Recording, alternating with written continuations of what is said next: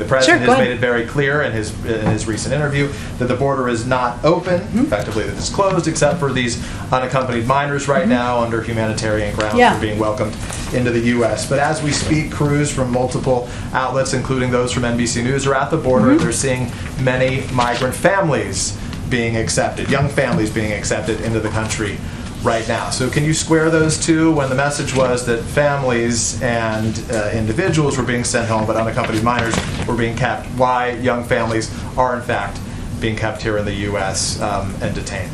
Well, we've talked about this a little bit in here before, but we are still applying Section 42, which and with the exception is, of course, unaccompanied minors.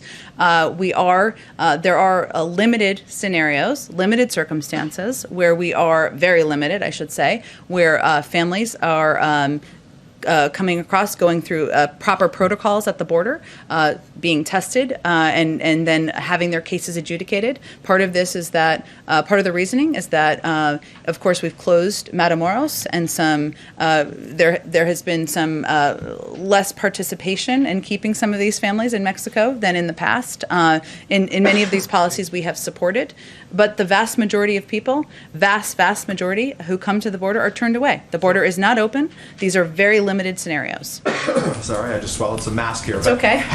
We've all been there. How limited is very limited? How many are being allowed in as it relates to families? And specifically, if the message that the president was sending this week is that the border is not open, what is the message to those families, given some are being allowed in right now? The message continues to be, I'd be happy to provide you the numbers. I think CBP has the most up-to-date numbers, so I'd point you to them, and they provide those regularly. We'd certainly support that. I don't have them in front of me right now. I would say the message continues to be, now is not the time to come. The vast majority of families, of individuals, are sent back, are not welcomed across the border, and that's a message we will continue to convey clearly. And just to follow up, you talked about how the president saw those photos in one of the recent briefings as it relates to these shelters, detention centers, decompression centers. I'm not sure what specific photos he saw. We asked yesterday, we'll ask again today, can you provide those? Will you provide those to the American public to see what it looks like there right now? Well, first let me say that the White House and we all in the administration support finding a way to grant access to the media, to the HHS and OR facilities or the shelters where these children are staying for a temporary period of time before they are placed with family members or with sponsored homes.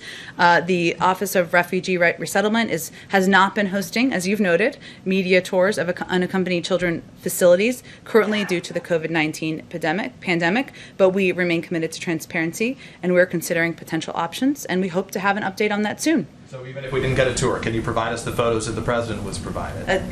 There was a private briefing, an internal briefing from several weeks ago. We typically don't provide those materials publicly, but we do want you to be able to, or a pool of media, to be able to have your own visuals and get your own footage of these facilities. They're really showing themselves to do really well. Come on, man.